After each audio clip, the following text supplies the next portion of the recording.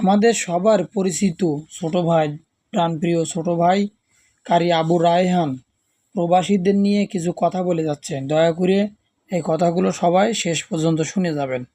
সম্মানিত ভাইরা, সাধারণত আমরা যখন মৃত্যুবরণ করি তখন আমাদেরকে যত দ্রুত সম্ভব কবরে নিয়ে রাখা হয়, কিন্তু বিদেশের মাটিতে আমাদের যে প্রবাসী ভাইয়েরা আছে তাদের যখন মৃত্যু হয় তখন সেটা ভিন্ন রকম হয়।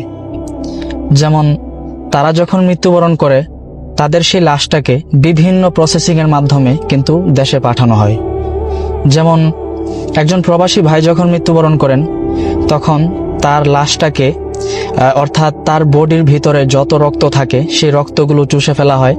তার বডিটাকে কিন্তু বিভিন্ন সিস্টেমের মধ্য দিয়ে তারা নিয়ে যায়, যেমন ফ্রিজিং এর মধ্যে রাখা হয় যেন সেই বডিটা যেন পচে না যায়।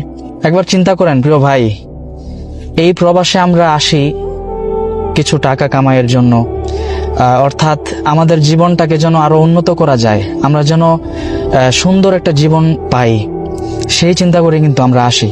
কিন্তু আমরা যখন এই প্রবাসী মৃত্যুবরণ করি তখন আমাদের লাশের সাথে প্রথম যে কাজগুলো করা হয় সেটা অত্যন্ত দুঃখজনক, কিন্তু এটা না করেও কোনো উপায় নেই। এত টাকা দিয়ে কি হবে যদি বিদেশের মাটিতে মৃত্যুবরণ করার পরে এইভাবে দেশে ফিরতে হয়।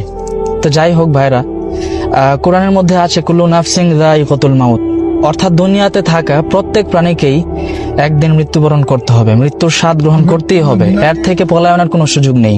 রাসূল সাল্লাল্লাহু আলাইহি সাল্লাম বলেছেন, তোমরা দুনিয়াতে এমন ভাবে জীবনযাপন করো, এমন ভাবে চলাফেরা করো যেন তোমরা একজন মুসাফির। আল্লাহু আকবার।